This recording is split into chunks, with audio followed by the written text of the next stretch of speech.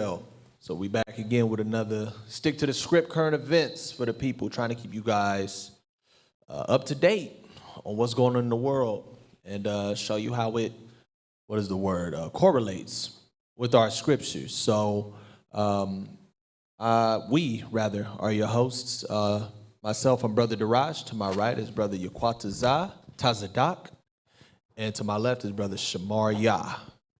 So we're going to go ahead and hop straight into it. I believe Brother Yaquatazah has some information to bring out first. Go ahead, Ak.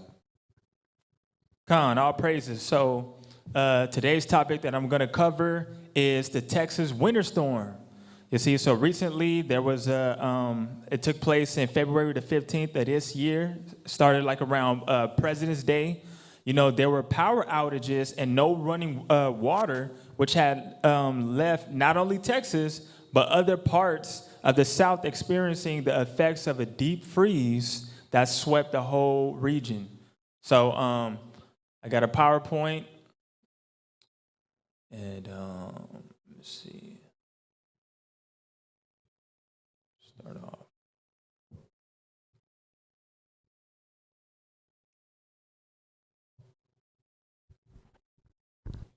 from the beginning. So let's go to the slide.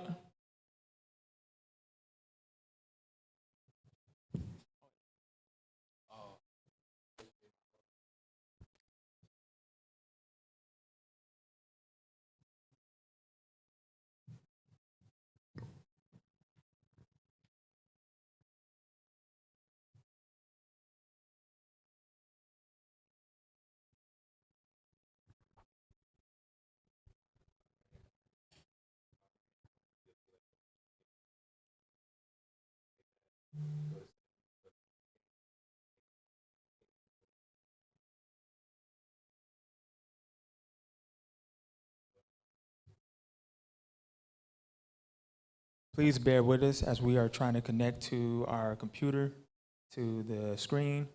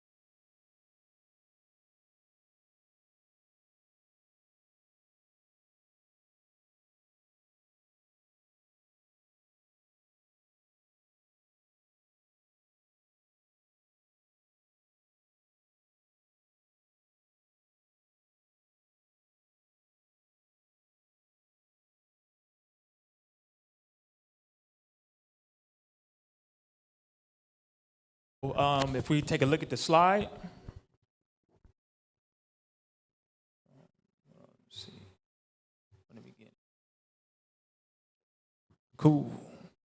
So now this is a picture, right, of a couple walking through their apartment complex in Austin, Texas on Wednesday in search for running water. That's wild. Because there was no water running through the pipes. There were power outages, so they were highly affected due to this storm right here. So go to the next pic. Can someone read that for me? Texans were tossed from one crisis to another this week as frigid temperatures and winter weather battered the state and the surrounding region. So rigid meaning very cold in temperature, right? Continue reading. Leaving many people in dire situations and grasping for the most basic of needs. Dire meaning urgent, right? First came the power grid failures, which left millions without electricity and cold in the heat. Then, as power began to be restored, millions more Texans discovered that their taps had run dry, pipes had burst, or water treatment plants had failed, and that they had to boil their water before using it. Gross. Yeah, continue on. The storms have also delayed the federal government's delivery of vaccines to several states, including Texas, and caused a shortage of food at some grocery stores and food pantries. By Saturday, though power had been restored to most people across the region, 69,000 people in Texas, 61,000 in Mississippi, and tens of thousands more in Louisiana, Kentucky, and West Virginia were still without electricity. So notice it said it was food shortages. You know, several grocery stores were unable to, serve food to the people. Let me get the scripture.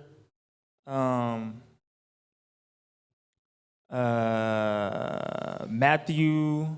Let's go to the book of Matthew.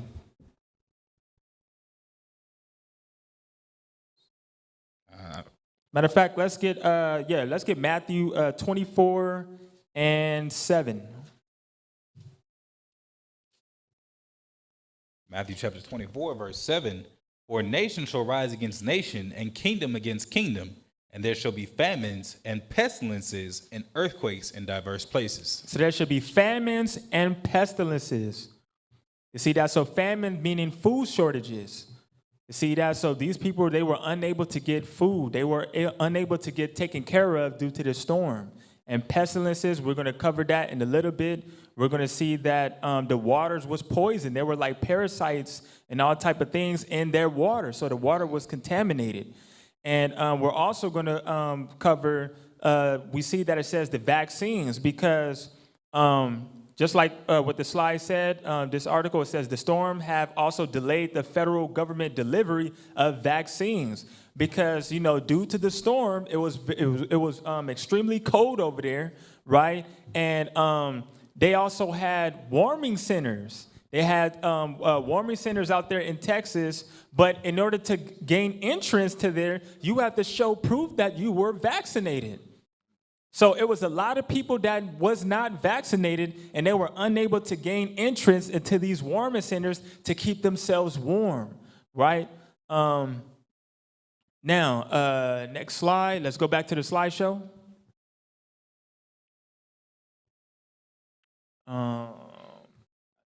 Okay, so now this is pretty interesting because it was this individual. This was a female. Right? She experienced, power outages, no running water, but then she decided to take a trip to this area, which is called Highland Park. Highland Park will be considered the Beverly Hills. So when y'all see Beverly Hills out here in California, you see that there are mansions, right? It's a really high-end neighborhood. So she decided to take a trip down on Highland Park, and she noticed that there were power running over there. You see that? So this is how it looks. This is Highland Park. And she took a few pictures. You see that? So this picture right here, this is a mansion in Highland Park. And as you can see, if you look through the windows right there, you see the power on. You see the lights on. You guys can see the lights through the window. You see that? And not only that they have power inside their houses, right? They had working stoplights in their neighborhoods. They had working stoplights. Traffic lights were fully operating, right? Go to the next slide. Next slide. This is a community area called Preston Hollow. You see that? So these are, highly expensive properties that they have out there. You have to, be working a high-paid job, and you have to be really rich to afford these type of properties. You see that? So this was one of the houses over there in Preston Hollow area. You guys can see that they have power inside their houses. You see that? Next slide. Now, this is pretty interesting because, most people don't know that Esau, which is the so-called white man, they have the ability, using technology, to modify the weather. They can manipulate the weather. They can change the weather. So if you guys can do your research on HAARP, right? HAARP. Can someone read that? High Frequency Active Auroral Research Program. The High Frequency Active Auroral Research Program was initiated as an ionospheric research program jointly funded by the U.S. Air Force, the U.S. Navy, the University of Alaska, Fairbanks, and the Defense Advanced Research Project Agency. It was designed and built by Bay Advanced Technologies. Right, so this is located in Alaska, right? So this is pretty interesting because they, weaponize these things. Climate control is used to where they can, use it as a weapon to, they use it in war, right? They can use it to, take over, a group of people or a nation of people, right? So if we look at this article right here, it says weather control as a Cold War weapon, right? Somebody read that. Weather control as a Cold War weapon. In the 1950s, some U.S. scientists warned that without immediate action, the Soviet Union would control the Earth's thermometers. And the source on that is Smithsonianmag.com, right? So we're gonna look into some of this article, right? Read that. On November 13, 1946, pilot Curtis Talbot, working for the General Electric Research Laboratory, climbed to an altitude of 14,000 feet, about 30 miles east of Schenectady, New York. Talbot, along with scientist Dr. Vincent J. Schaefer, released 3 pounds of dry ice, frozen carbon dioxide, into the clouds. As they turned south, Dr. Schaefer noted, "I looked toward the rear and was thrilled to see long streamers of snow falling from the base of the cloud through which we had just passed. I shouted to Kurt to swing around. And as we did so, we passed through a mass of glistening snow crystals. Needless to say, we were quite excited. They had created the world's first human-made snowstorm.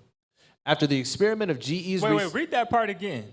They had created the world's first human-made snowstorm. They have created the world's first human-made snowstorm. So this can't be a coincidence, right? That, how they used the snowstorm over there in Texas.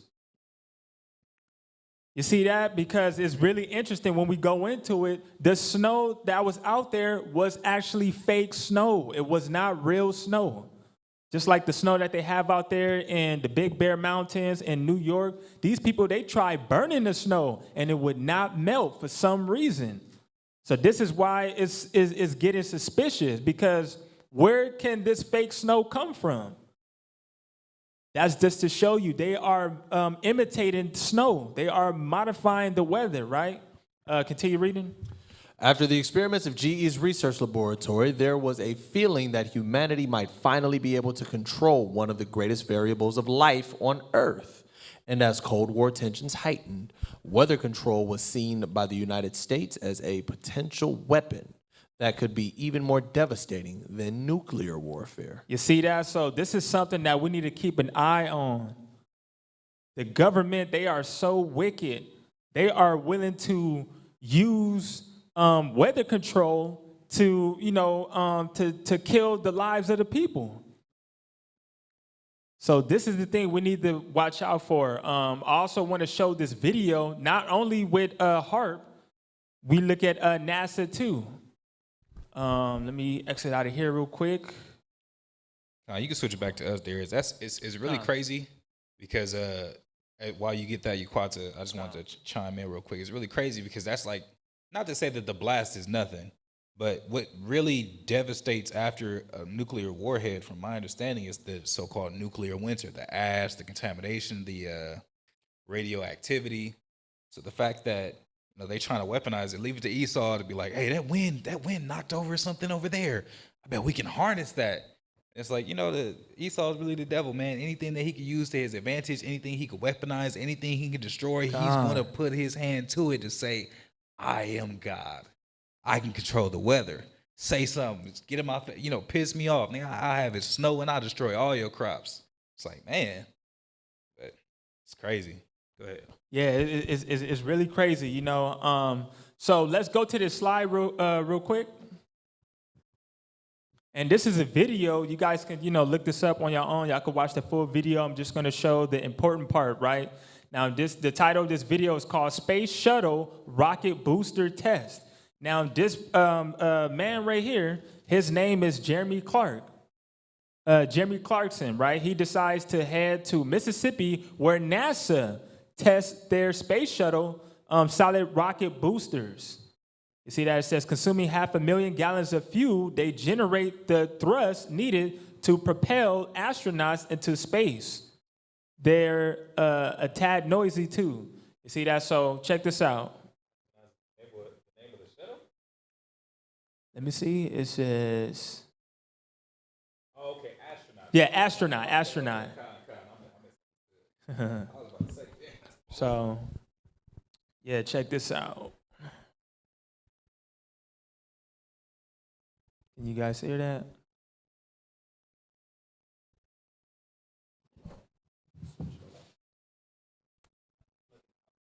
Oh, yeah. Hold on real quick. Unmute the aux, Darius. Okay, while I plug it in.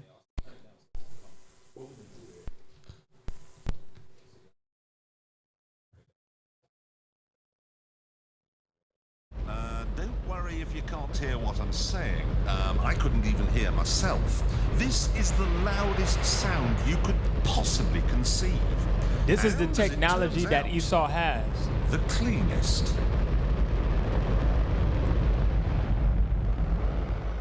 Now, the most amazing thing is that cloud up there, which was generated by the engine, is just a mixture of hydrogen and oxygen. It's water vapor. And in about an hour's time, someone in Mississippi is going to get wet washing. It will actually rain. So they are creating rain. They have the ability to formulate rain. Told you? It's raining! That's unbelievable! Oh. NASA's playing God. It's making its own weather. So I want to go back to what he said. Notice what he said. This is 249. Well, hold on. Let me go back to it real quick. We have to skip this real quick. So go back to 249. God, it's making its own weather. Hold on. That's unbelievable. Oh. NASA's playing God. He said NASA is playing God. It's creating its own weather. That's the thing about Esau. He wants to be in the position of the Most High, right? Let's get the book of Daniel, chapter 7, verse 25. That's the thing about Esau, the so-called white man. He want to surpass the Most High. He want to be the Most High, right? Daniel chapter 7, verse 25. And he shall speak great words against the Most High, and shall wear out the saints of the Most High, and think to change times and laws, and they shall be given into his hand until a time and times and the dividing of time. So this is what we're dealing with. Esau, the Satan, the so-called white man. He thinks to change times and laws and the ordinances. He wants to be the Most High. So this is the devil that the Bible speaks of right here. Okay, so going back to the slide, to the PowerPoint.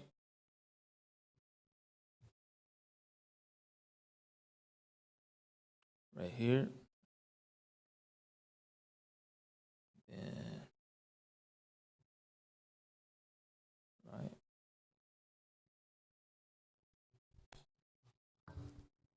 Yeah, so as we covered that, the weather control as a Cold War weapon. So I also want to show some of the videos of what actually happened in Texas, right? So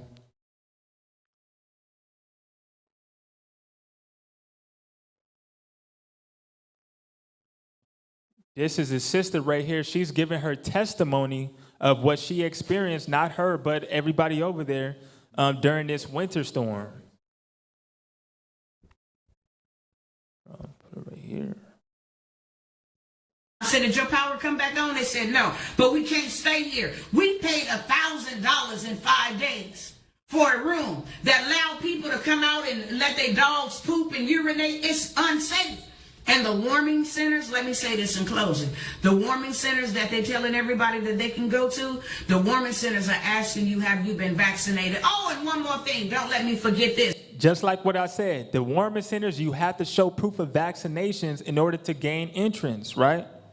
You know how we've been made to stand in lines, even in freezing temperature where your skin is falling off, where you are developing hypothermia within 5 to 10 minutes, okay? We are made to stand outside because we can't go inside the stores all collectively because of COVID, but we can all gather together in the warming centers. We can gather together. We can do that there. We can gather together in the hotel rooms. That's not a problem. But you know why you can't gather inside of Walmart and you got to stand in those long lines? Because even in the midst of all of this, they still got CDC officials fining the people if they are over capacity. They still want the 6 feet rule in place. They still want to, I said a pandemic. They trying to kill us out here. If you want to see the information, because I want y'all to share this, and you know, I know everybody got a microwave mentality. They want you to say what they want you to say in 5 minutes or less. So here go your 5 minutes. Share that.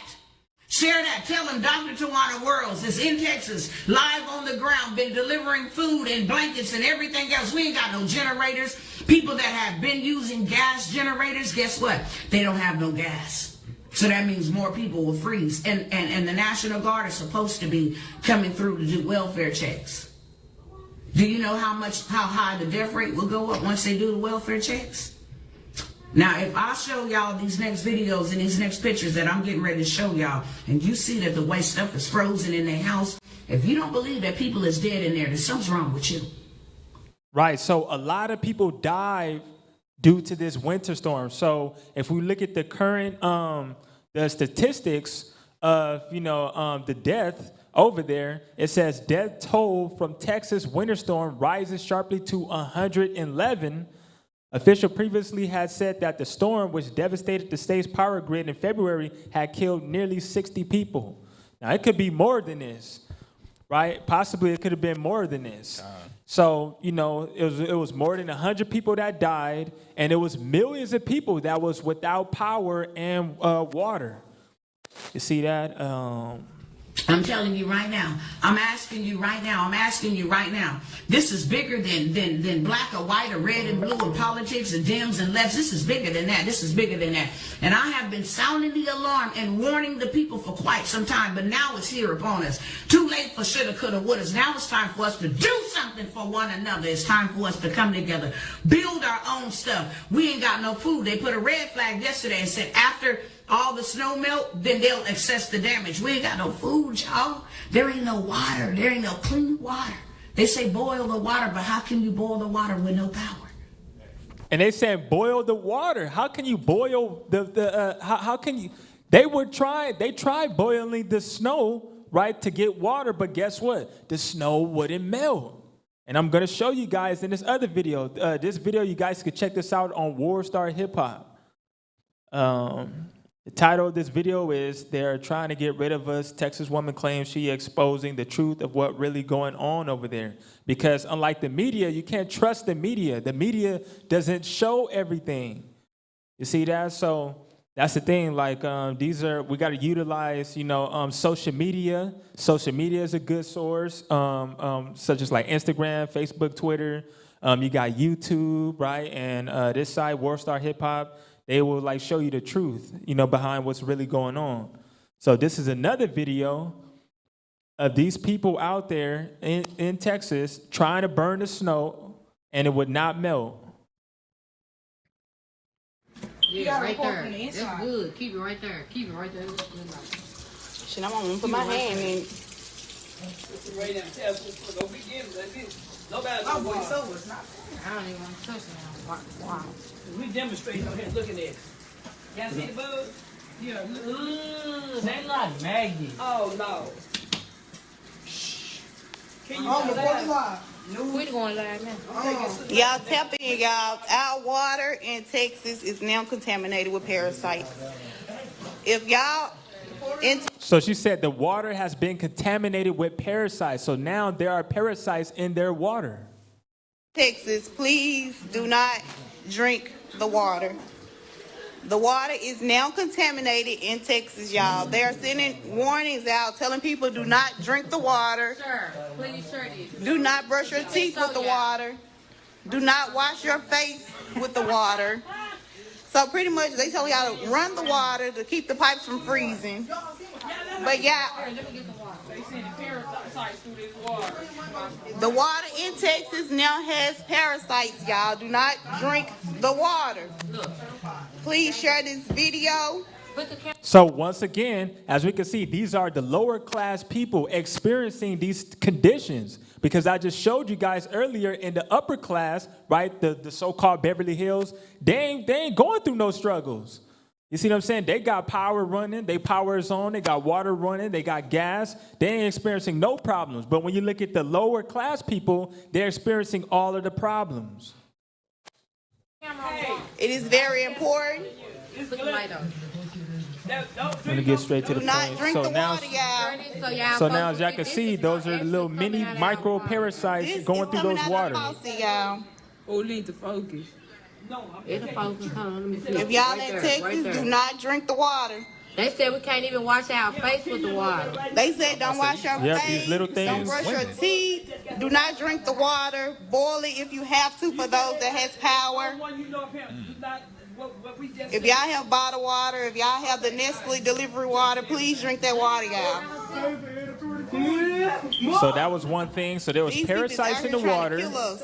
And now I'm going to jump to where they tried to burn the If y'all snow ain't and it would not Videos, melt. Just trying to make the best out of this, and then So this is we another got the view. Y'all message see the to little check our parasites? water. I mean, to not Right use here. the water to boil It's it for moving. 5 minutes. We just wanted to check it, and so this is what we came up with. I don't know what the hell this is. I They're don't telling even us know not if to even wash our face with it. I don't even know if that I don't even know So I'm if gonna that fast a diet forward you it. boil it. Well, do not drink this. Stock up on y'all some. Don't make no sense. Y'all do real fine now. So right here. But let me show y'all this right quick. It melt in your hand. This was the snow out there in Texas. Show this. Let me show y'all something. Look at this right quick. And then I'm finna put it back on these parasites that they put out in this water. Now look, this the snow. She the one that made a snowball from outside. Y'all check this out for the ones I ain't never seen. This real fine now. It burns, but it doesn't melt. It's not gonna melt Look. like The snow would not melt for some reason. the real solid ice. Get a piece of real ice. Show them what ice supposed to do. Like, this shit can't be real out here. These folks trying to kill us. Keep it right there quick. I'm going up under a little. Look, I ain't even worried about my phone getting wet because it ain't even melted. Look at that. Ice. It burned, but look. But They it's It's like wax. Even when you touch it, it's not even wet. It ain't even wet. Now look at real ice. See, that's real ice right there. Huh? Wait, she's gonna get the real ice. Now show them right quick before we go back and show y'all this contaminated water. Now burn some real ice. That's the ice cube. That's the ice thing. Oh, they didn't get a chance to show it. But yeah, that's just to show you right there. So, it's a lot of plagues that, these people are experiencing. Our people, the so-called African Americans, we're going to continue to experience these things because, we're not keeping the law, statutes, and commandments. Let's get Deuteronomy chapter 28, verse 15.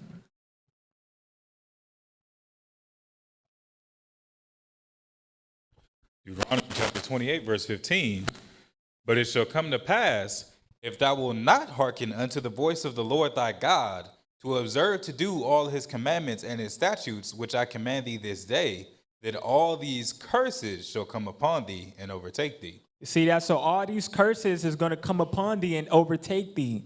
You see, the thing about when you come into the truth and when you read the scriptures, you get a lot of wisdom. You get a lot of knowledge, wisdom, and understanding. You see that? So the Most High, he will be showing you signs in regards to making sure you prepare yourself. You see what I'm saying? For these, for the perilous times that are coming, right? Such as winter storms. You got the fires that we recently experienced out here, the California fires. We got to prepare ourselves. You see what I'm saying? That way we won't fall into the judgment and in the hands of the Most High, him bringing forth the judgment out there. Let's get another scripture. Let's get Jude 1 and 21.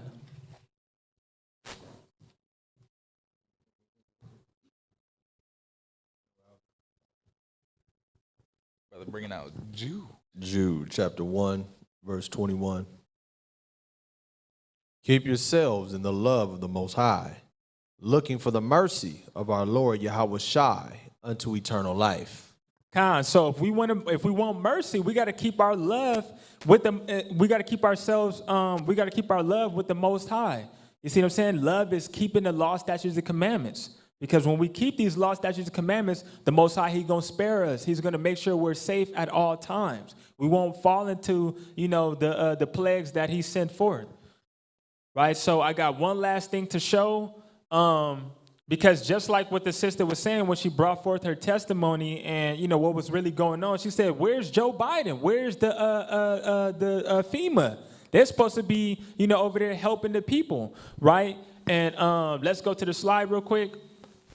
Look at the Texas mayor. He had a response to this, right? Because everybody was blowing him up. They was blowing up his phone line. They was bugging him out and everything, and he just couldn't take it. So this is Tim Boyd, right? Texas mayor. Let me go from the beginning.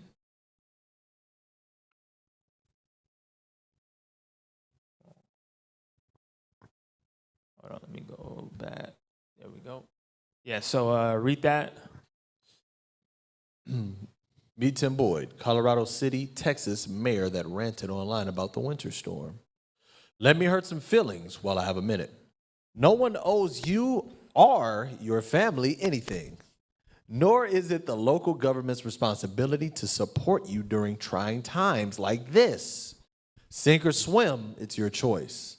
The city and county, along with power providers or any other service, owes you nothing. See, this is how they feel about the people. Look, they don't really care about us. Just like what Michael Jackson said, they don't really care about us. I'm telling you, we need to stop depending on the government and start our own government. We need to build up our own communities and depend on each other. You see that? I'm sick and tired of people looking for a damn handout.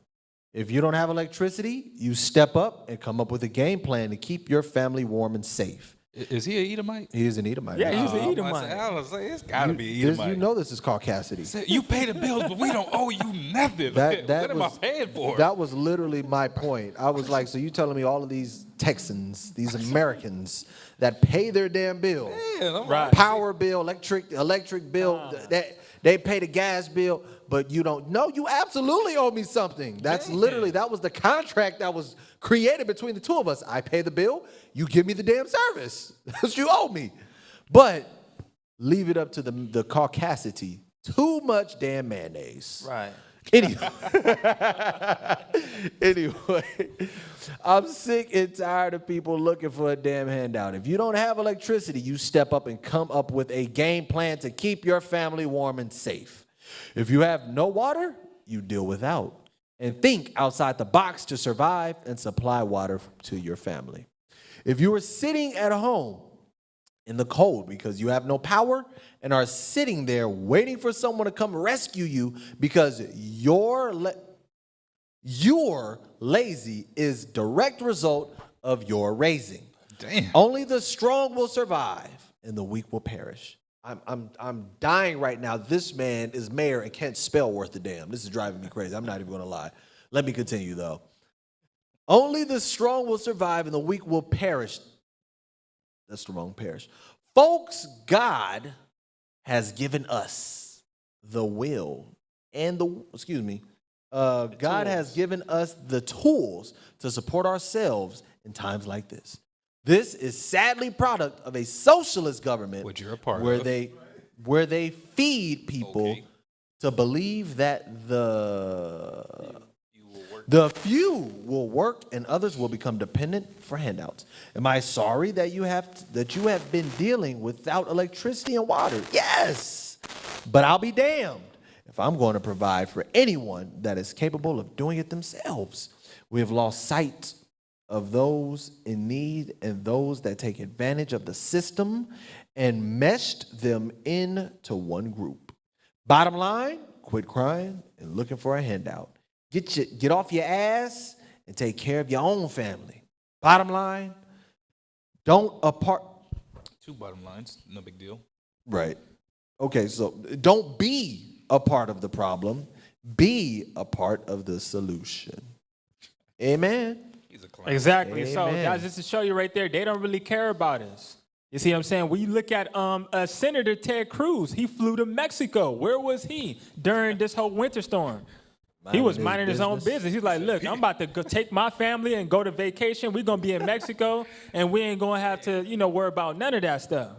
But what kills me, though, is the caucasity in this man. Caucasian people have to be the most audacious people on the face of the earth. Y'all got some nerve, right? This man is talking about people who's asking for handouts and blah, blah, blah. It's directed toward a certain group of people. Oh, for sure. But let's be real.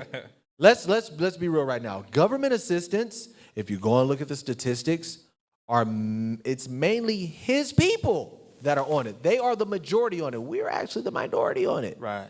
So-called blacks and browns, we still don't add up to them. They are the majority that is on government aid. It's by a landslide. Yes.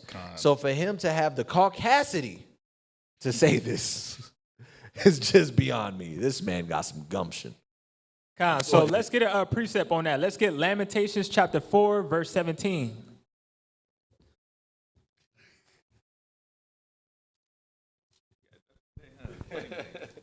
You said 4 and 17? Yeah, 4 and 17.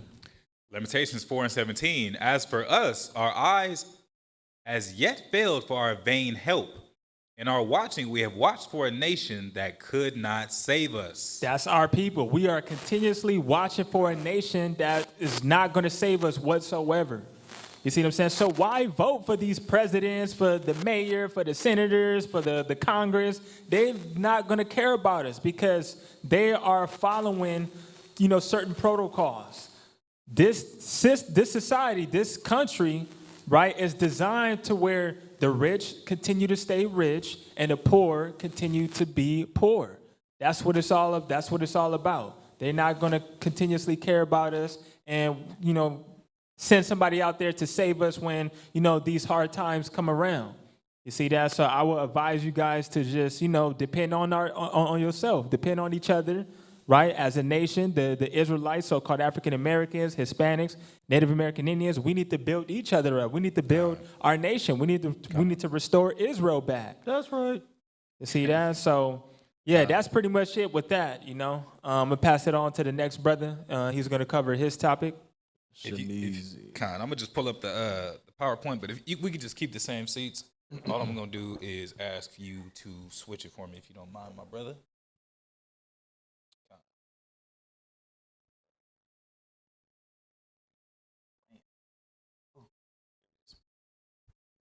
So whenever you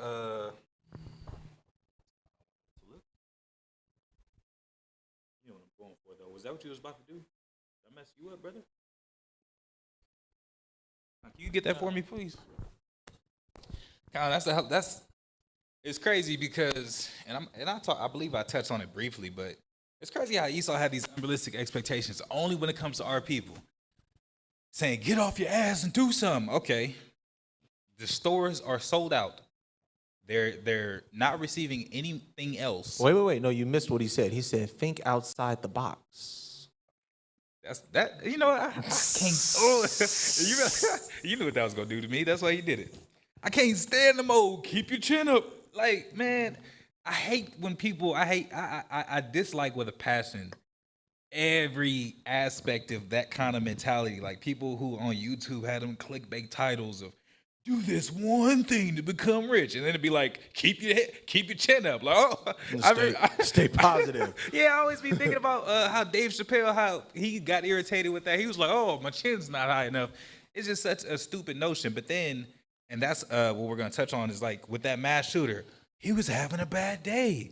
He was drunk. He was this. He was that. It was like, okay, so when it's their people, they have all the compassion, understanding, wisdom, all the options in the world. But when it comes to us, it's like, make something happen. It's the same like Egypt, how they didn't give us straw and still said figure it out to make that brick. That PowerPoint ready? Yeah, if we can go to the slide. Where's the slide out? So current events. It's not going to be too long. We apologize for the delay tonight. That was my responsibility. I dropped the ball, but like a ball, we're going to bounce back. Go ahead and get that next slide for me. So real water, real problems. Los Angeles County health officials sent out an alert Monday warning consumers not to drink real water bottled alkaline water, which they said may be linked to reports of acute non-viral hepatitis in Nevada. The U.S. Food and Drug Administration, the FDA, along with the centers, the CDC, and the Southern Nevada Health District, and partners were investigating recent reports of the illness when they found that, to date, the consumption of real water was found to be the only common link identified between the cases in Nevada. Officials with the FDA said consumers, restaurants, and retailers should discontinue drinking, cooking with, selling, or serving real water, which is sold in Los Angeles County and surrounding jurisdictions. So obviously, we're here located in LA. So all the people, I know a lot of our people, what a coincidence that as we're all on this wave to try to truly fix our health, to try to, take care of ourselves, to move differently, holistically. Now even the alkaline water is being touched. So it's an unfortunate instance, but also I put that in there to be a warning. If you have that real water, they're advising that you get rid of it. They're advising that you throw it away, not to use it for any kind of reason because it's different things that it's been linked to. I also found a different article, which I didn't include. Initially, they were saying that I believe it was kidney failure. I believe that was the initial diagnosis. Then they said non-acute hepatitis that was non-viral. Oh, kidney failure linked to the alkaline the water. The real water, right? yeah. That was the first article that I saw, and then later it was classified as the non-viral hepatitis. So nonetheless, it doesn't really make me comforted and say, oh, my kidneys ain't gonna fail, I'm just gonna get hepatitis. So be aware of that, and be vigilant. Can you give me the next slide? Yeah. Wait. Well, let me see. Next slide. Yeah. So I want to chime in on about the real water because you got a lot of holistic doctors out there that would suggest you to drink real water, alkaline water, for the sake of health benefits and all of that. But I honestly feel that's a myth. All these alkaline waters that they have out there, you got people spending, a lot of money on that alkaline water. Alkaline water runs up to like down there, $8, $7, for water. But, look, the scriptures say spring water, so I would advise anybody to just drink spring water. And on top of that, you can make your own alkaline water instantly, because the thing about alkaline water, it shows the pH levels, right? They have pH 6, 7, up to 10, right? But I was talking to this one guy at Whole Foods. This was an employee there, and he was saying, first of all, that's not even the accurate pH that's that is showing on the bottle, because the pH, right? Let's say for an example, pH 9 or pH 10 That's the pH when it's being made there at the factory, at the facility. But we got to keep in mind, they ship these products out all the way out here. Some of these products come out of state or, out the country or something. And by the time it gets here, the pH level drops. You see, so you're not really getting that, that pH alkaline water that it's being displayed. You see what I'm saying? So I would say, for anyone that want instant alkaline water, if you guys just get a key lime, right? If you guys get key limes, because key lime is naturally alkaline, right? It's acidic on the outside and it's alkaline when it hits the body. So if you get you a gallon of water and you split a key lime in half and squeeze that key lime into that water, it will instantly turn alkaline. You see what I'm saying? That will be the natural way to do it. And on top of that, that will be saving you thousands of dollars. You got people spending thousands of dollars on machines to alkaline their water. And check this out. The brother is bringing out that, the alkaline water is causing organ failure. You see that? So you can never go wrong going the natural way, Yeah, I was going to say, to be clear, that's not I'm not putting that out as the standard for all alkaline water. The pH properties of water, anything I believe below a 6.1, or actually anything below a 7.0 is considered basic. And I believe that's the side that alkaline water is on. Or is that acidic? Yeah, that's acidic. And then from 7.9 and above is considered acidic. So, it's alkaline. Alkaline. I got them mixed up. But you know what I'm trying to say is basically your water should be at a pH balance of 7. I'm not a chemist. I'm not going to speak too heavily on that. But I do want to say that's not necessarily the standard across alkaline water. That's this particular time and this particular brand. And that's why I brought out this article. Mm-hmm. Bugs in your food on purpose. So this is actually across the board. And that's why I wanted to differentiate, because the previous one, it was that particular brand. This one is across the board. If you see, we'll get to it now. Explain. Go ahead.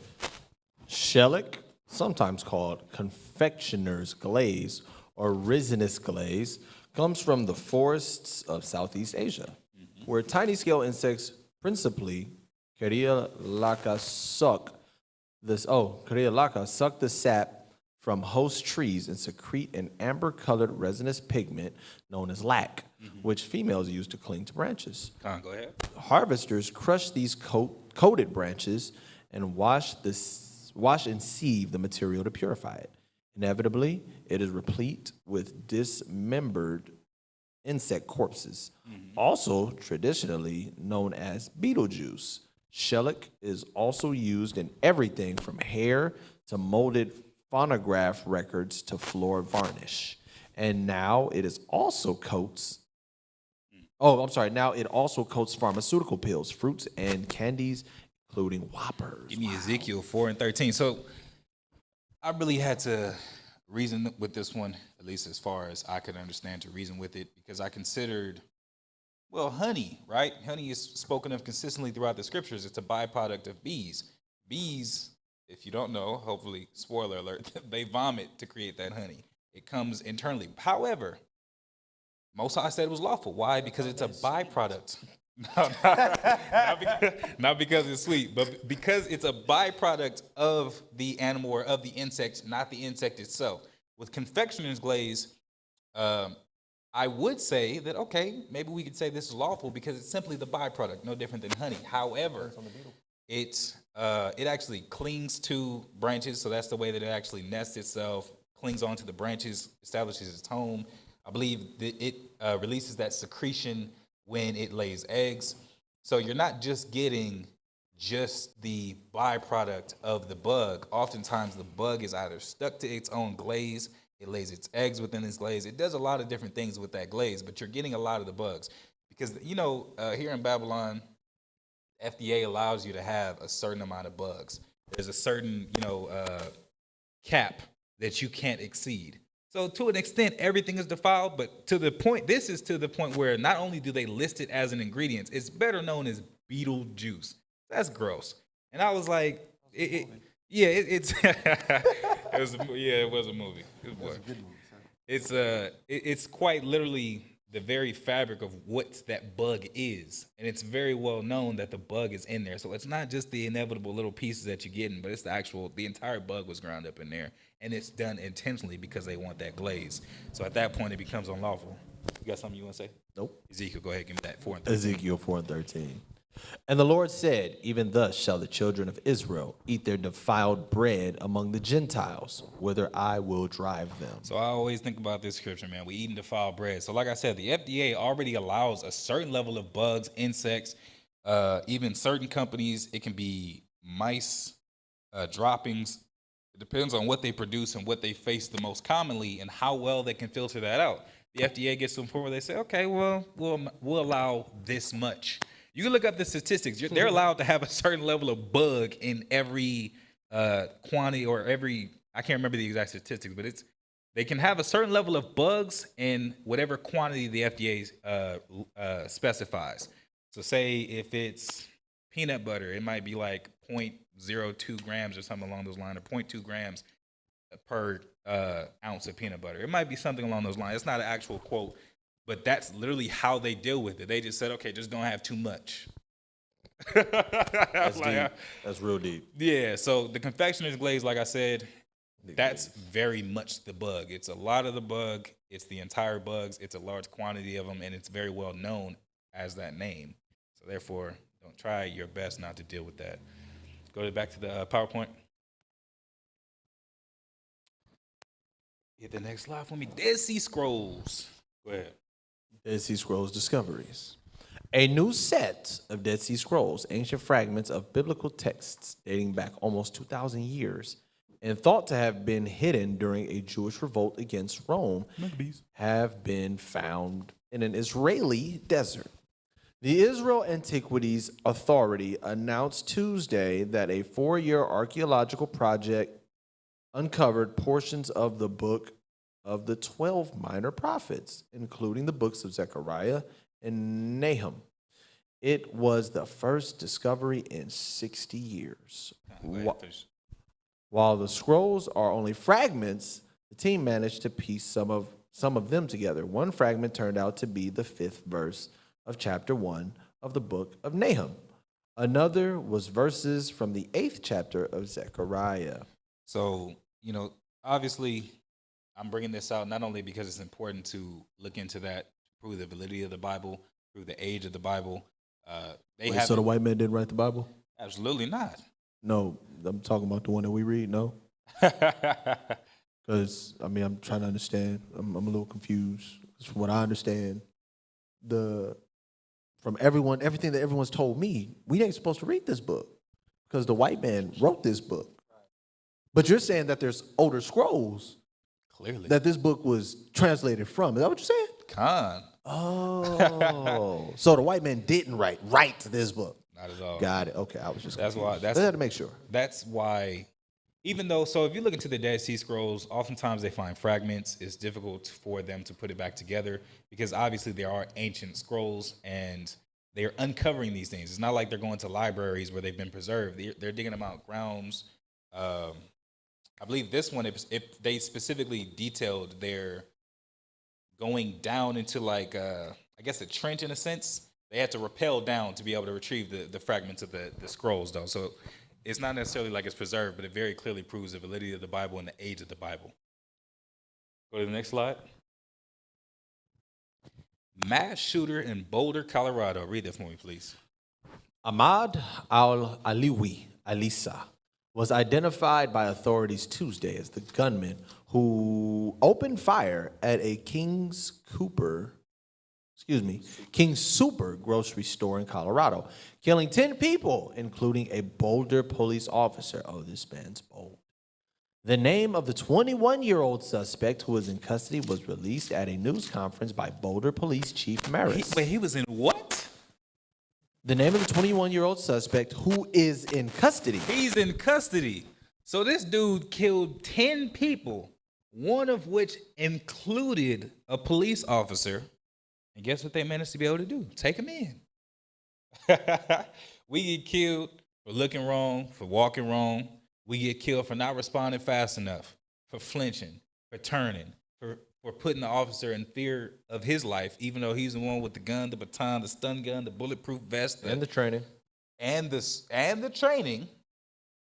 He fears for his life. Pull the trigger, kill a nigga. He's a hero. But this dude who killed 10 people, one of which was a police officer, they was like, he surrendered. We took him in. And the crazy part about it is, this is what I was talking about, the caucasity. Look what they said about him at the bottom. Go ahead and finish that up. The name of the 21-year-old suspect who was in custody was released at a news conference by Boulder Police Chief Maris Harold, who did not disclose a possible motive for the Monday's bloodshed. So they don't even know why he did it. It wasn't like he was hitting people of any particular. They can't decipher his motive. There wasn't like there was anything that connected those people enough to where they can say, okay, this is why he did it. They don't know yet. But look how they dealt with it. Go ahead. The defense cannot do anything until we are able to fully assess Mr. Elisa's mental illness. Mr. Elisa's mental illness. Defense attorney Catherine Harold, who'd asked for a 3-month delay, had told Mulvihill, "We cannot begin to assess the nature of the depth of Mr. Elisa's mental illness until we have the discovery from the government." So then they was like, well, he's mentally ill. And we have to figure out. They said he's mentally ill, and they were like, and we have to discover the extent. We can't judge him until we know how crazy it is. It's like at a certain point, how much is too much? This man's criminally I need to know how he insane. got a gun. That's what I'm saying. If the man's so criminally insane, the man's so unstable, the man has a mental illness, still manages to acquire a gun, kills 10 people, he's very clearly a threat. A big threat at that. No, not big enough. He wasn't dark enough. And they ended up taking him in. And the judge is like, give us a 3-month delay. I can't remember whether or not he got bail, but it's like He wasn't dark enough to be persecuted like that, sir. That's why. Well, he ain't got this Israelite blood in him. Go ahead and hit that next slide for me, Quanta. I want to say something about this because, our people still can't see it today, how this society is designed to where, we are consistently being killed for no apparent reason, right? So that's the thing, they kill the unarmed individuals because if you notice, all of our people, right, all of our brothers and sisters, we look at George Floyd, we look at Breonna Taylor, all these individuals was unarmed and they decided to kill us. But if you look at these mass shooters, right, this person right here, you look at Dylan Roof, right? These were heavily armed individuals, but look, they didn't decide to kill them. They ended up arresting them.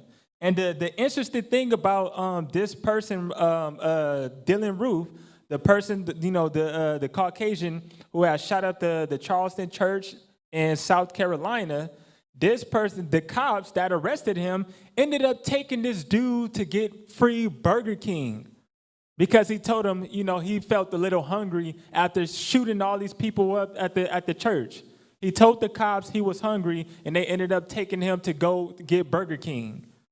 You see that? So that's just to show you, they don't really care about us, He was rewarded. Exactly. The next slide for me. Mass shooter in Atlanta. So there was another one, and I believe these were no more than a week apart. Go ahead. The man who police say went on a rampage at 3 spas in the Atlanta area, killing 8 people, was charged on Wednesday with 8 counts of murder in connection with the attacks. The brazen shootings, which took the lives of 6 women of Asian descent, stirred considerable outrage and fear in the Asian American community. Investigators said they had not ruled out bias as a motivating factor, even as the suspect denied such racial animus once in custody. So he went to specifically massage parlors, all of them Asian, killed 6 Asian women, and they're like, well, can't rule it out. I'm like, it was very clear. He only killed Asian people. It seems pretty obvious that it was very clearly racially motivated. He just happened to stop at these spas. Yeah, and then, good Lord. Esau is going to do whatever it takes to protect his own. He's bold. They We have it on- cannot say it was racially motivated. They do whatever it takes to protect their own. But read on. The suspect told police that he had a sexual addiction and had carried out the shootings at the massage parlors to eliminate his temptation. So let me not discipline myself. Let me just go kill all the Asian massage parlor. That's my kink. That's my So wait, thing. his fetish is. So do you think he has a foot fetish? I think it's a happy ending kind of thing. But this is what like blows my mind. So his fetish is little Asian women that rub feet and do toes. That's his fetish, and he said, "You guys have tempted me so much. It's so sexy how you massage the feet, how you put the polish on the nails. It just turns me on. I get off on that. Now I have to get rid of you." That's wild. That's some real Edomite logic. If that ain't clear people logic, I don't know what is. That's some real manifest destiny. I'm called to do this. Because you have to think, like, he could have easily, first and foremost, you could have killed yourself. Edomite. Should have. You would have been fine. Or the world would have been fine, one less Edomite. But it's like, he goes to the Don't say parlors. that. Don't you say that. So he had to overcome his temptation by going around. And then this amongst many other things, the COVID, even though as far as what I've seen in the latest reports, COVID was tracked to bats, right? In China. They said that might have been case 0. So then That's a theory. That's a theory. God, it's a theory, but it's been very, very heavily accepted. Yes. That's the cause. A lot of news places haven't even given space for error. They're saying empirically, it was coming from China, a man who ate a bat, and he contracted the virus through the natural parasites and all that kind of stuff that a bat can live with that will infect a human. But it's like, man, and then it created this whole narrative of Asian hate. It creates this whole thing, and it's, that actually, as a matter of fact, that's what we're going to talk about next. Hit the next slide for me. That's not what we're going to talk about next. First, we're going to talk about reparations. Reparations. But is it worth it? Oh man, wait. So we're not talking about the hate Asian people yet? We are. It's the next slide. It's the next slide. Got it. Okay. Hit me with that, please. All right. Alderman Robin Rue Simmons and the Evanston City Council developed plans to direct revenue from a 3% tax on legalized cannabis into assistance for home loans. Go ahead. We had to do something radically different to address the racial divide, that we had in our cities, which include historic oppression, exclusion, and divestment in the black community, Simmons told CNN. So they taxing 3% on the marijuana. Let's tax the weed and give it to the... That's what I'm saying. First and foremost, most commonly, who's going to buy weed? Every little. So we paying our own reparations. You paying your own reparations. Thank you. You paying your own reparations. They said, well, how do we do this? We'll tax 3% on all cannabis sales in the state of Illinois. Who's always getting high out here? We'll provide it to people. And you had to have a specific criteria. So it wasn't like every so-called Negro in Illinois received the $25,000 that was allotted. There were even stipulations on top of that. And even more so, $25,000 is not much. While he's reading this, can someone give me Joel 3 and 4? Pick up on the next point. Joel 3 and 4, yeah. You said Joel. Okay. What's upsetting is $25,000 isn't even an annual salary. Unless you're like in Ohio from working minimum wage, like something around there. You can't, I'm not going to say $25,000 is nothing. It absolutely is. Well, depending on where you are. If let me say this, if you was to give me $25,000, I'd be excited for it. But for you to say we raped, robbed, hung, burned, castrated, dismembered, disemboweled. We're going to hand y'all $25K. Get over it. 25,000? And mind you, this is not even like all of America has taken a stance. It's only one state, from what I see, that's actually signed it into legislation. They taxing the marijuana, which isn't in any kind of direct They might tax your reparations too. You got to pay tax on that. And it's like it's not even a direct penalty to the Edomites, those so-called white men that actually put our people enslaved our people or put our people in slavery. They taxing more than likely our own people to be able to pay our own reparations. Read on. Well, like Mayor Tim Boyd said, get up off your ass and do something about it. Do something about that. Man, it's crazy. Esau, man. We had, the The first initiative of the $10 million plan is Restorative Housing Reparations Program that would distribute up to $25,000 for housing per eligible resident. So it's not even like they have a whole bunch of money. Again, give me 10 million, I'd say that's something. If you separate out of this, most cities have budgets that are in the billions if they have the population. Most states have the budgets that are in the billions with the population. This entire state, even with taxing for the marijuana, 3% on every marijuana sale, only diverted or separated 10 million. Only set aside 10 million to go to Jake's. And there was a stipulation. Go ahead. The first initiative of the $10 million plan is a restorative housing reparations program that would distribute up to $25,000 for housing per eligible resident, with funding expected to come from the 3% tax on recreational marijuana sales, according to CNN affiliate WLS. Go ahead. To be eligible, residents must be a black person who lived in Evanston between 1919 to 1969, or a descendant of such person. The family must also have been a victim of discrimination in housing because of policies or practices in the city in that time. Evanston has pledged to distribute $10 million over a decade. Over a decade. That's decade. the icing on the cake. They didn't even say 10 million at once. You don't even get to say, okay, they giving out reparations. Let me go get my 25,000. Let me prove, because they already required an eligibility, which shouldn't even be required. This country is built on the backs of slaves. Exactly. It's built on our labor. It's built on top of our graves through our blood, sweat, and tears. So there's an eligibility requirement. And even then, they're only allotting $1 million a year.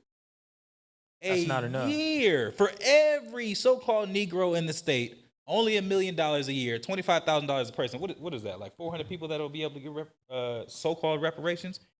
Who has that Joel 3 and 4 for me? Joel chapter 3, verse 4. Yea, and what have ye to do with me, O Tyre and Zidon, and all the coast of Palestine? Will ye render me a recompense? He said, you going to pay me back for all that you've done? Because all these nations have partook, but go ahead. And if ye recompense me, swiftly and speedily will I return your recompense upon your own head. He said, I'm not interested in that. You can't pay people, you can't pay us back. Right. Straight up, you can't pay us back for generation after generation being stripped away from our mothers, being publicly raped, being publicly executed, being dismembered, I feel like if that was to happen to one person, it would be war until we was all gone. Let alone generation after generation, person after person having these things happen. And they said, okay, I'll give you niggas something. $25,000 per household, not resident, per household. And we'll give you $10 million in total over 10 years, like $1 million a year. That's hardly anyone that's actually going to be able to receive some kind of money. Everybody gets $100 every month. Like, come on now. It's like, man, at this point, it's just like it's a slap in the face. It's so disrespectful. It's so just disgusting. But this is what Esau is doing. So when the Most High said, like, he's not able to repent, I hate him, we see these kind of instances, it's easy to understand. The way that Esau moves, the way that he's conducted himself, his hate against his brother Jacob, us. It's crazy. Continue on. Because ye have taken my silver and my gold, and have carried into your temples my goodly pleasant things. The children also of Judah and the children of Jerusalem have ye sold unto the Grecians, that ye might remove them far from their border. He said, man, you sold our people. You robbed me and you sold my people. How could you pay me back? He said silver and gold. They was taking silver and gold. What's the price of gold per ounce now? What is it, like $1,500, $1,600? We can't verify how much gold was stolen, let alone a life. Esau can't pay us back. And it's like, at this point, why even try? Why even slap us in the face with that BS ass bill? Continue doing your wickedness. You already know what's coming. Don't try to, and that's not even like a legitimate beg for mercy. That's just like I don't care. But now we're gonna get into the Asian American hate. Go back to the PowerPoint for me. Hit that first link. Got to go to the next slide, then hit the top link. I want to say one thing real quick about the reparations because a lot of people don't know, even the Japanese, they received reparations. And that allowed them to advance in this country. And I got this source right here. This is from Wikipedia. I want to read this real quick. It says internment of Japanese Americans, and it tells you how much the government paid these people. It says the legislation admitted that government action were based on race prejudice, war hysteria, and a failure of political leadership. The U.S. government eventually dispersed more than $1.6 billion, equivalent to $3 billion in 2019, in reparations to 82,219 Japanese Americans who had been interned. So they got way more money and spread across a much smaller, more isolated population. And yet we couldn't even get to the triple digits in the millions, let alone billions. That's a hell of a point. And then the so-called what do you call the so-called Jews that are over in Israel, even they get reparations for the Holocaust, mind you, not from Germany that actually was responsible for the war, but from America. Didn't America come in, kick down the door, at least try to defend defend against Hitler and all that kind of stuff? And and the so-called, them fake Jews, the Amalekites, they like, nah, you didn't do it fast enough. We want reparations. Too much damage was done. Or hell, they just cycling money out of this country over there. I can't possibly think of the reasoning. But it like I said, man, it's a slap in the face. Go ahead, go to the next slide. Hit the first link for me, please. Yeah, come. First link. No, go first link.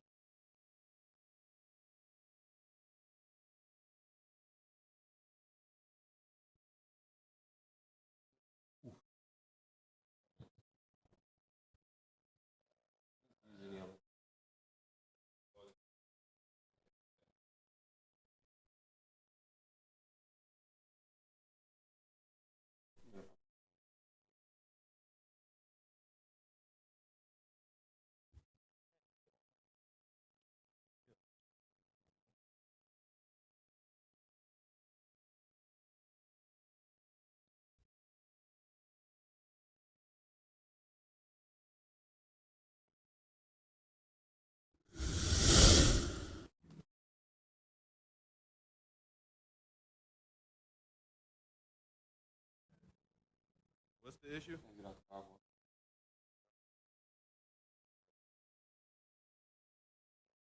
That one?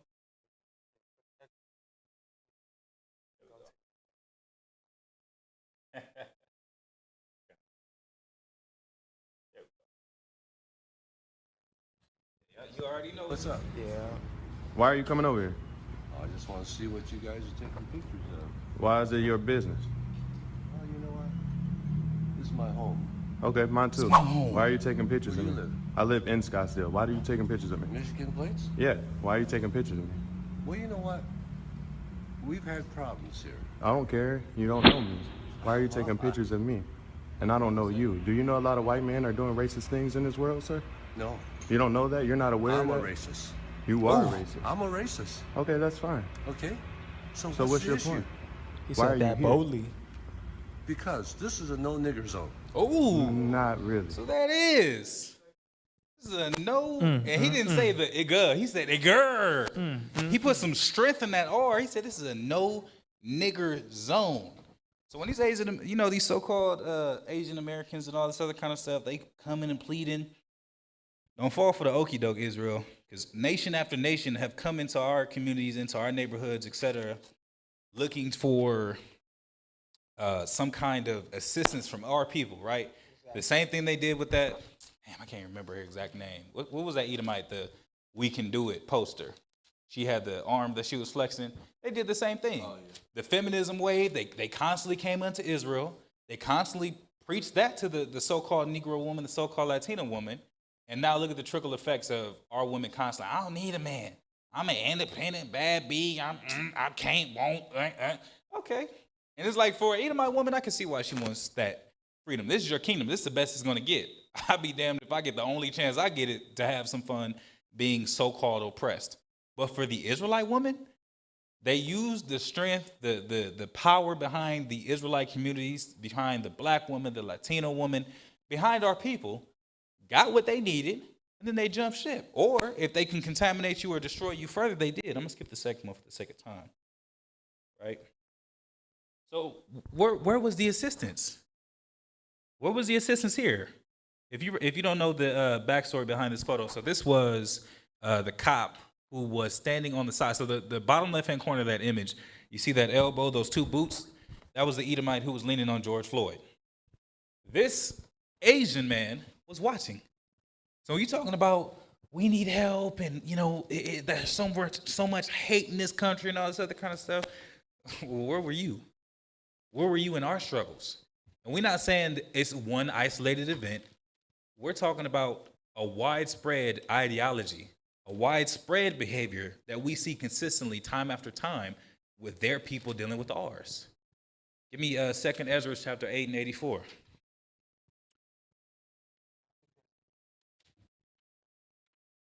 I might be talking about 1st Ezra, so let me see. I'm sorry, 1st Ezra 8 and 84. Drop down to 85. 2nd Ezra chapter 8, verse 85. Moreover, ye shall never seek to have peace with them. So the Most High was talking about the heathens and our dealings with them. He said, don't give your son unto their daughters, vice versa. We don't have nothing to do with them. If it's business, cool. Let's sit down, let's talk about it, let's get it done. Outside of that, what do we have to do with you?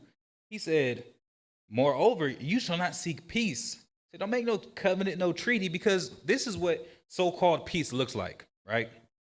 People will sacrifice their freedoms for that so-called security. We have so-called peace and freedom and all that other kind of stuff in America, and what does it look like? Everyone else is getting what they working for, what they desire, what they strip and rob out of our communities, but what do we end up with? When they needed to fund, matter of fact, watch that show Snowfall. When they needed to fund the war in Nicaragua, what did they do? When they needed to repel the Russians without getting directly involved, Esau knew they didn't want a nuclear war. America did just enough to have deniability, so, funded under the dark. But who did they sacrifice to do that? So crack in our communities came to us, strengthened our American pride, destroyed and raped our communities. Said, cool, we out. And they do it time and time again. And it's not just one nation. It's every nation that comes to our community consistently across the board, rapes it of its resources, and then bounces. But they talking about, we need help and all this other kind of stuff, looking at our people and saying, I remember I said something along those lines on a video. Asian Americans were calling upon our people saying that, we should stand in solidarity because we're going through oppression. And I basically commented something along the lines of, where were you during our struggles? And I posted this scripture. He comes back, oh, God bless, bro. I don't hate you and this. Put it nicely. I don't care, bro. Look what your people have done to our people. Look at how your people continue to profit off of our people. Where's your protest? Because the crazy part about it, even Esau will tell you, they can charge you accessory because you had a part to play. You had an active role in the commission of a crime, and that is punishable. Now, of course, it depends on the crime, but when you're talking about the destruction of our people, you have an active role in the commission of this crime. I'm not trying to hear it. Man, I'm not trying to hear it. Go back to the PowerPoint. This is going to be the last one. Couldn't get through no current events unless we talk about your boy. Hit that next slide for me for a favor. Trump.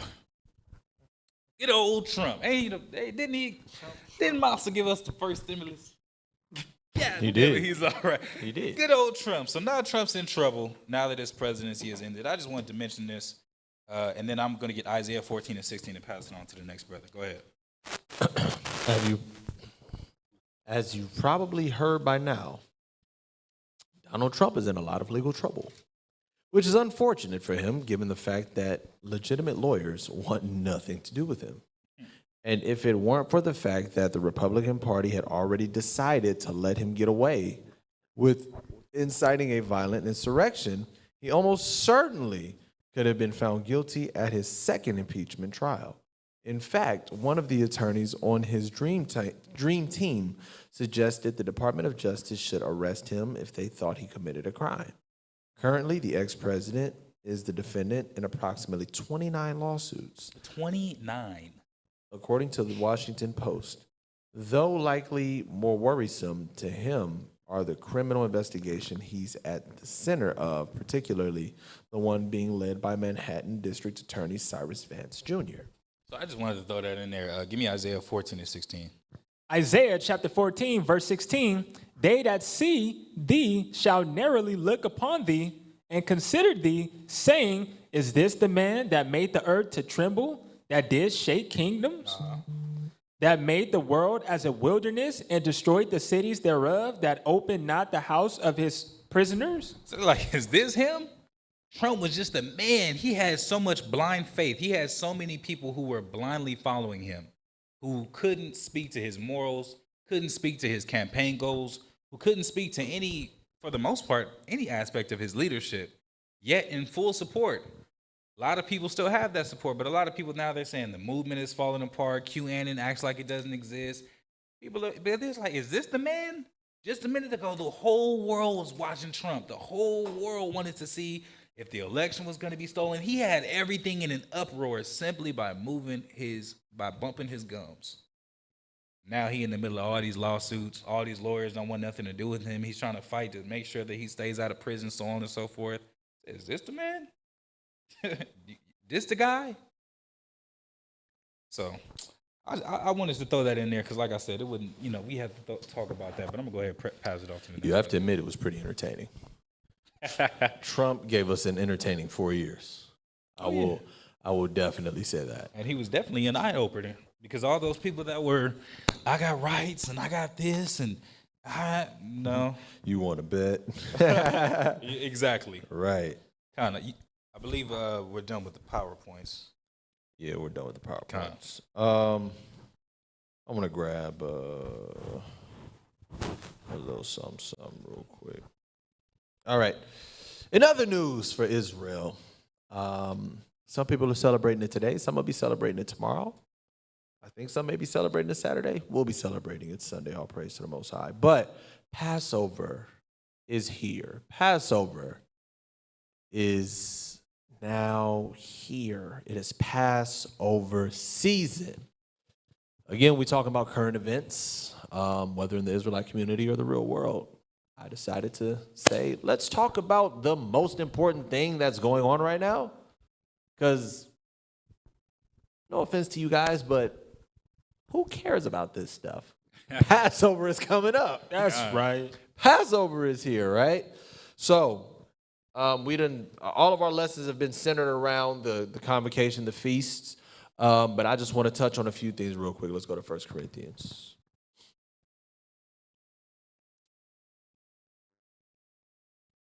Five. There's actually two that I want.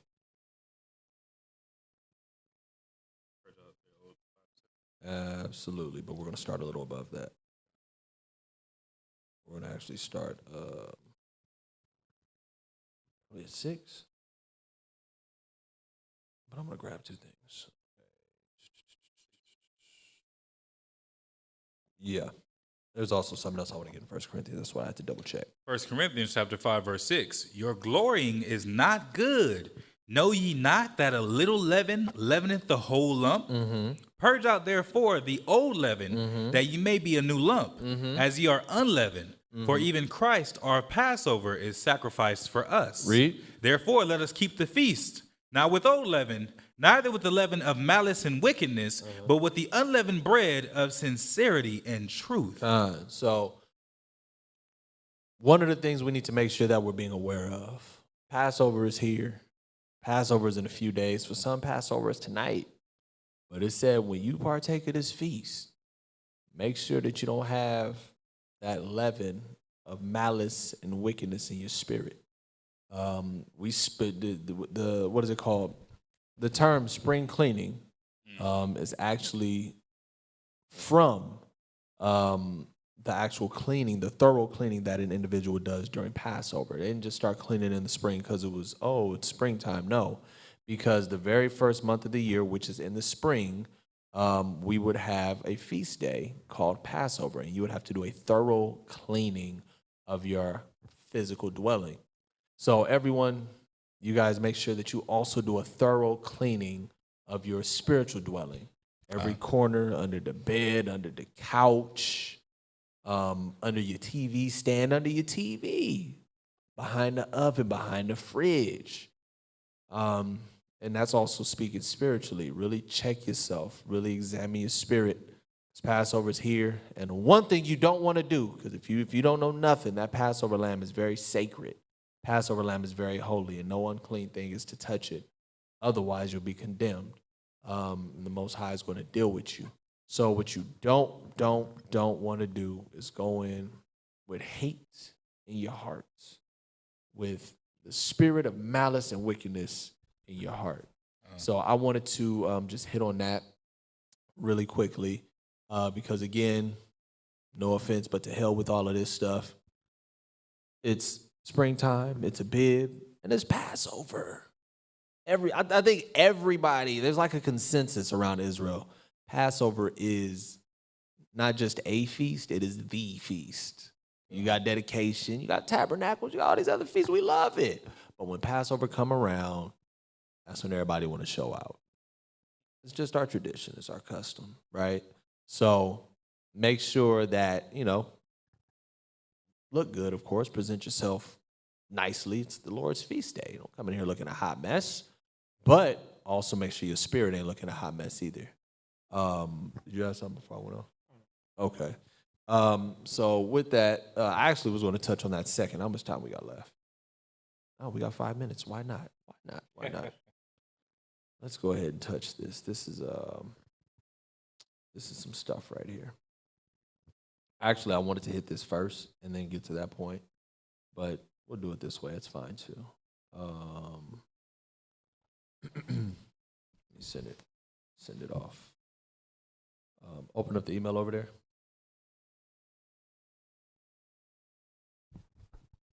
Colin, I was about to say, while you finding that, I was going to say it is very important.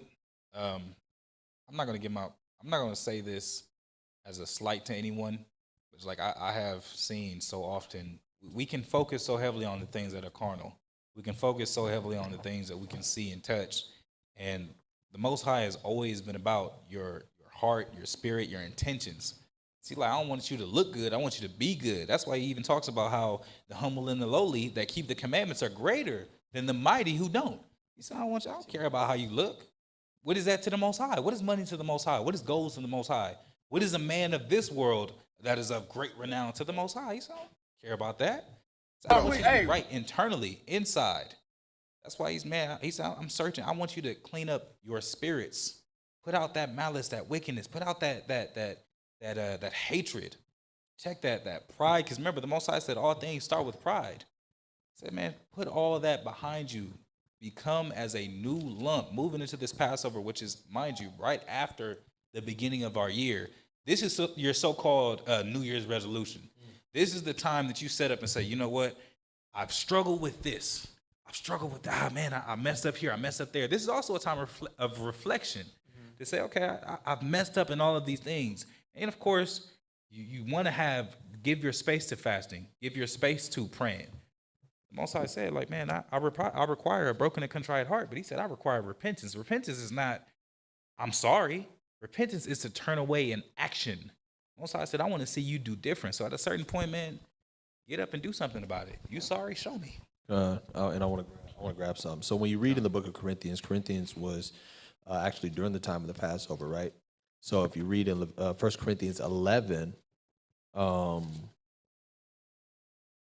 I want to start at verse 24. We're going to read through it, and then I want to touch on it. 24 down to 28. God. 1 Corinthians 11 and 24. And when he had given thanks, he brake it and said, take, eat. This is my body, which is broken for you. This do in remembrance of me. After the same manner also he took the cup when he had supped, saying, this cup is the New Testament in my blood. This do ye as oft as ye drink it in remembrance of me. Now, the Christian church always touches on this, and this is what they call communion. But this is literally talking about the time of the Passover when Christ was speaking to his disciples, right?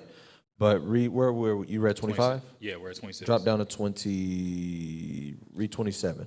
27, wherefore whosoever shall eat this bread and drink this cup of the Lord unworthily shall be guilty of the body and blood of the Lord. 28. But let a man examine himself. Hold on. Now, this is the important thing, right? Before you partake of this, before you partake of the Passover, the wine, the bread, the Passover lamb, it says, let a man examine himself. Read. And so let him eat of that bread and drink of that cup. 29. For he that eateth and drinketh unworthily eateth and drinketh damnation to himself, not discerning the Lord's body. Not understanding what he's doing. So you got to make sure this is the lamb. This feast day is holy. The cleaning out of your house is a spiritual mirror to what you should be doing internally as well. If you're not doing that, then you're not ready to partake of the Passover. If you can't let go of grudges, if you can't let go of gripes, if you can't check yourself, say, man, my shit stink too. Man, I need to get this right. If you can't do that, then you don't need to partake of the Passover. We understand that, yeah, this is tradition. We're supposed to do this. The Lord said this is what we're supposed to be doing because it's a sign between you and me. But guess what? The scriptures also talk about you not being able to check yourself and you having hatred toward your brother. So you've already broken that covenant with the Lord if you can't get that out of your spirit. So you don't need to partake of this.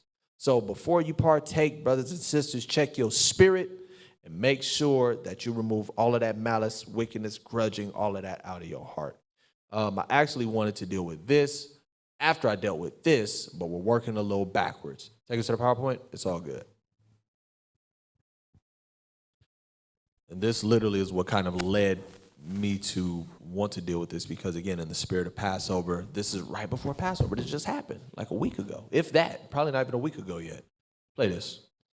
What's this Commander Junior Hunter block, man? No, this the Commander Lord Junior block, Hunter bro. block, man. We finna set up right here. How about He this? ain't gonna do Fuck shit your about it. He gonna do shit about it. Fuck your house. Fuck Nathaniel and fuck you. It ain't about This that. purple goddamn bullshit. You ain't gonna run up on us like you did. No, I'm You just run saying, up on though, us bro. like I'm just you saying, did what's the this one about? Hey, y'all motherfucking bag lady. up, bag You know up, who man. he Bag is. up, bag Yeah, up, you bag bag up. up. I best advise you to bag up. Bag up. What I I'm best asking you, advise you to bag up. what is this about, bro? What is it about? What the fuck you mean it's about?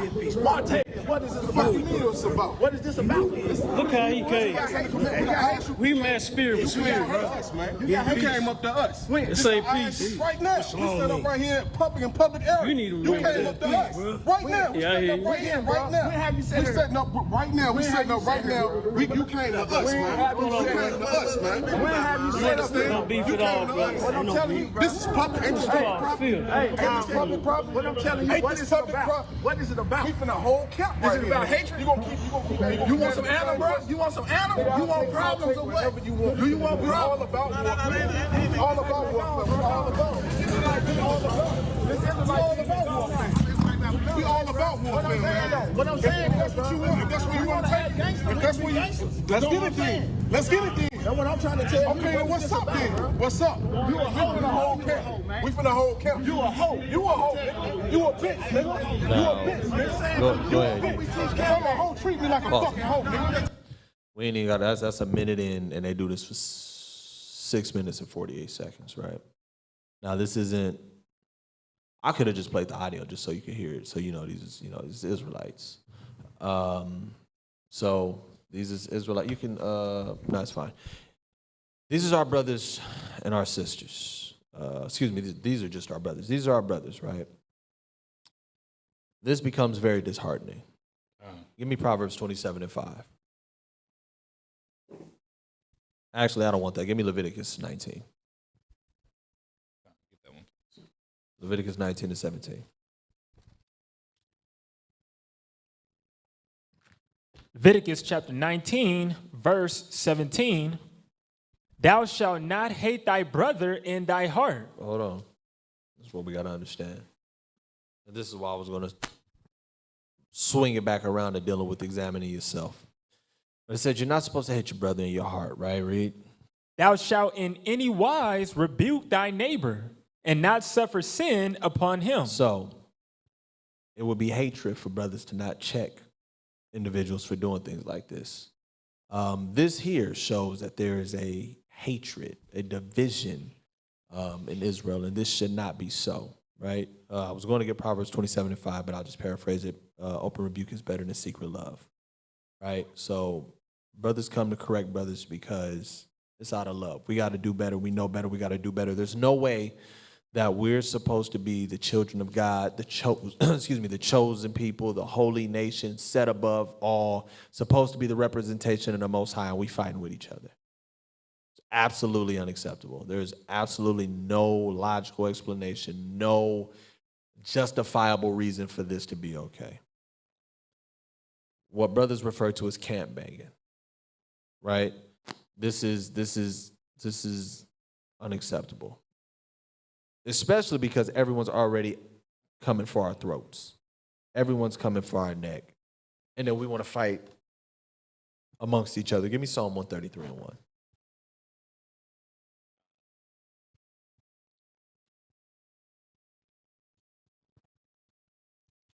Book of Psalms, chapter 133, verse 1.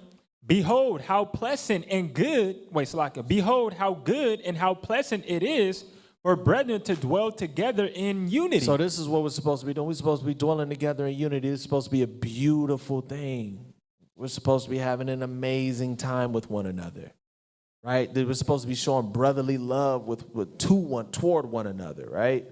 Give me, let's go to Mark 9:37 real quick, 37 through 40. I want to just rifle off these scriptures. I just want to touch on this. Mark 9:37, whosoever shall receive one of such children in my name receiveth me. And whoever shall receive me receiveth not me, but him that sent me. And John answered him, saying, Master, we saw one casting out devils in thy name, and he followeth not us. Salaki, that's the point that I wanted, right? So he said, John came over to Yahushua. He said, man, there's some people casting demons out, they doing the works, but it ain't under us. Watch what Christ says, read. Saying, Master, we saw one casting out devils in thy name, and he followeth not us, and we forbade him because he followeth not us. And they was like, yo, you can't do this. You ain't rocking with us. You can't do this. You can't do this work because you ain't under Yahushua. No, you wasn't with the 12. You can't do this, right? Well, Yahushua said. But Jesus said, forbid him not, for there is no man which shall do a miracle in my name that can lightly speak evil of me. For he that is not against us is on our part. It's for our part. Said if you rocking in the name, if you doing the works and you believe in Christ, this shouldn't be the case. Nigga, this camp over here. Nah, it's this congregation over here. Nah. That's unacceptable. That's not how we're supposed to be rocking. Give me 1 Corinthians 3. We're gonna start at the top. 3:1, yeah. 1 Corinthians chapter 3 and verse 1. 1 Corinthians 3:1. And I, brethren, could not speak unto you as unto spiritual, but as unto carnal, even as unto babes in Christ. Watch this. I have fed you with milk and not with meat, for hitherto ye were not able to bear it, neither yet now are ye able. Read. For ye are yet carnal. Here's the problem, right? So Paul even was explaining to the people. He said, man, I got to talk to you like babies.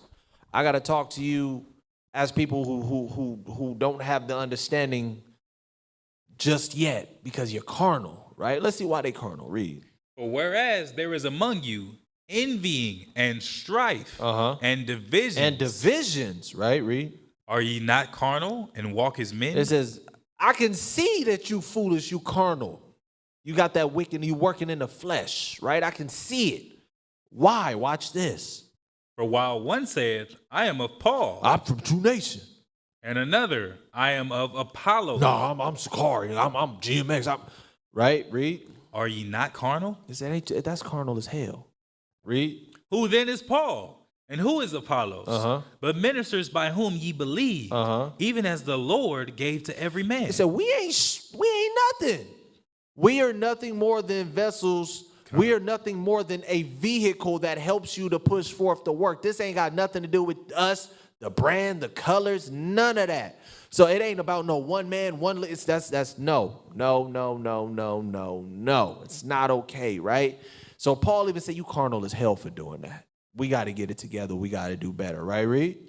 I have planted, Apollos watered, but Yahweh gave the increase. Who gave the increase? Yahweh gave the increase. Nah, Bishop Tazaiwan. The Most High gave the increase. Nah, Bishop Nathaniel.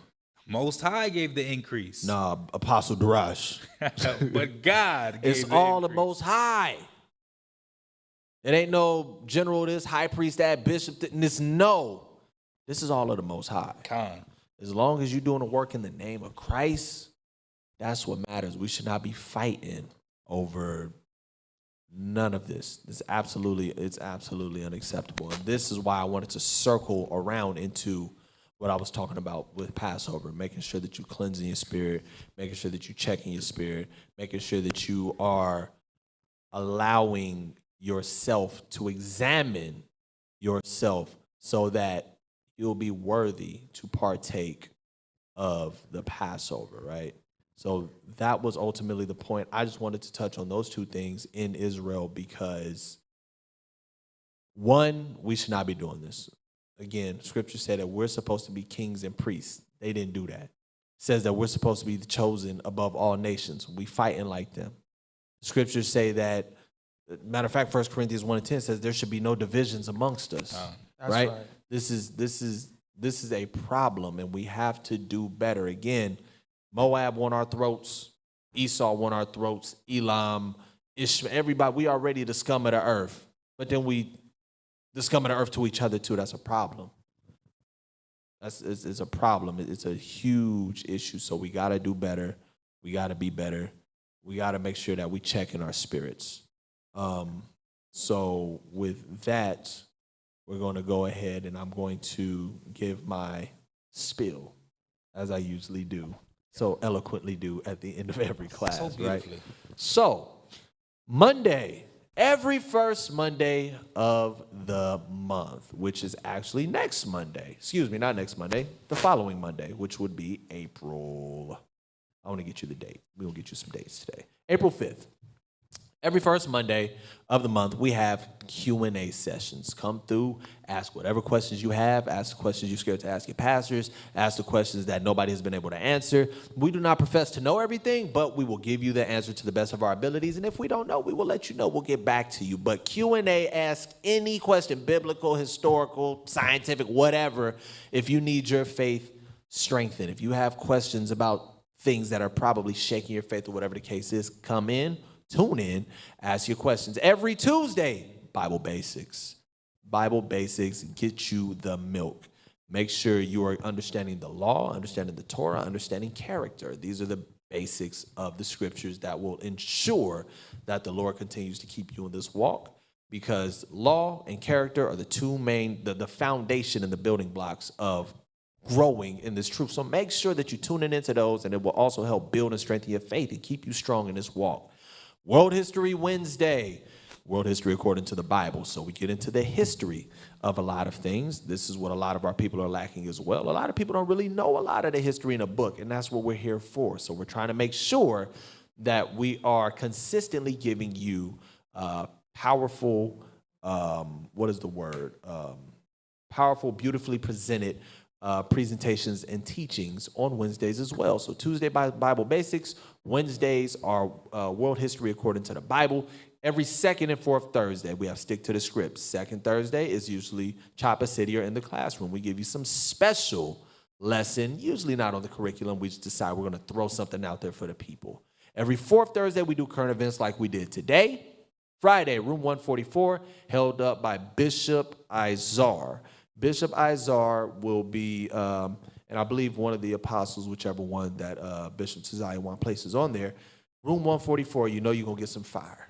We get into the meat, maybe even give you a little more milk, but it may be a different flavor. We don't know yet. But room 144, always something hot for you, always something beautiful, always something edifying, always going to strengthen your faith, always going to build you up. And Feed My Sheep, Saturday, closing Sabbath, 4:30 Pacific time, 4:30 p.m. Pacific Standard Time. We have Bishop Tzion, who always, and I say it all the time, here to feed your spirit. Always coming with some soul food, that real spiritual nourishment. So you want to make sure that you're tapping in, especially to those Saturday classes. Also, if you have not done so yet, make sure that you like, subscribe, hit the bell on our YouTube page. Make sure you like the True Nation Israelite Congregation page on Facebook. Make sure you follow us on Instagram. Make sure you even start looking into our booster club. We have made 2 trips thus far to Ghana. We've built up our congregation out in Ghana. We have a few congregants all scattered throughout the United States. And we're going to start making trips to feed the sheep elsewhere. Lord willing, very soon we'll be hitting the East Coast somewhere around June-ish. New York, Maryland, Pennsylvania, we're going to hit the East Coast, go a little south, right? So make sure you join the Booster Club. If you can, donate to the cause. We out here pushing this word for you guys. We've been working for the past couple of years to establish this particular platform to feed the sheep. We're trying to build your spirit up. We're trying to strengthen you. We're trying to keep you in the faith, keep you in the walk. And that is ultimately the goal. This ain't for us. This ain't for no vainglory. This is all of the Most High. Like it says, we water, one may plant, but it's all of the Lord. So this is what we're trying to do for you, so we can continue to wake up the lost sheep of the house of Israel. And in doing so, we can wake up the required number so we can get the hell out of here and get back to power, the power that the Lord originally had us to be in, as it says in 2 Ezra 6:55. The world was made for our sakes. Let's get back to that point. So the world that was made for our sakes can be back in our hands for our sakes. So with that, make sure you tune into the classes, like and subscribe to all of the channels. Follow our Instagram, follow our Twitter, True Nation Israelite Congregation. This has been another segment, another installment of Stick to the Script, Current Events. Brother Darash, Brother Yaquatazar, Brother Shamar, we signing out. Shalom. Shalom.